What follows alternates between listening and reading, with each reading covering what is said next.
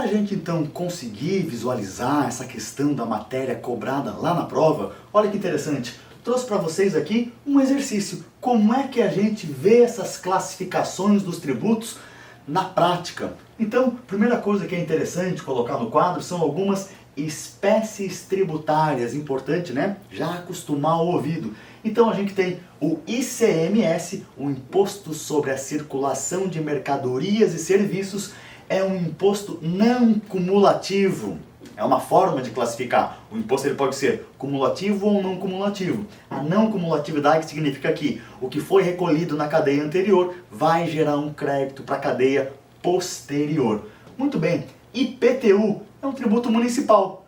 ICMS, estadual. Estamos classificando os tributos conforme a competência de quem institui esse imposto. O imposto de renda é um tributo federal. E esse IPTU, que é de competência municipal, ele também pode ser classificado como um imposto real, né? Por que imposto real? Porque incide sobre um bem imóvel, um bem raiz. O imposto de renda, outra classificação importantíssima, é um imposto progressivo, é um imposto que leva em consideração a capacidade contributiva daquele sujeito passivo da obrigação tributária. Olha como a nossa linguagem, o nosso linguajar está começando a ficar bem carregado de tecnicidade.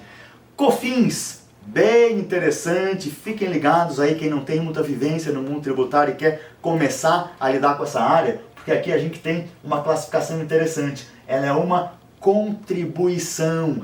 Ela é um tipo de tributo que não está previsto naquele artigo do CTN que nós vimos no vídeo anterior. A COFINS, ela é considerada um tributo de acordo com um entendimento do Supremo Tribunal Federal que aceitou a teoria quinquipartite no direito tributário, ou seja, são 5 espécies tributárias, uma delas a COFINS.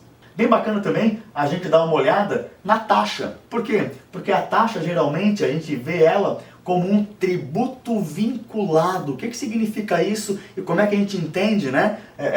Olhando, por exemplo, para os impostos. Os impostos são tributos não vinculados. A gente paga e não tem nenhum tipo de contraprestação por quem recebe o pagamento do tributo. A taxa é bem o contrário. A gente vai fazer o pagamento da taxa para uma contraprestação estatal, para um serviço ou para o exercício do poder de polícia. Então aqui nesse vídeo a gente vê que as classificações tributárias são importantes para a gente conseguir se situar, né? Afinal de contas, que tipo de tributo é esse? Como é que ele funciona?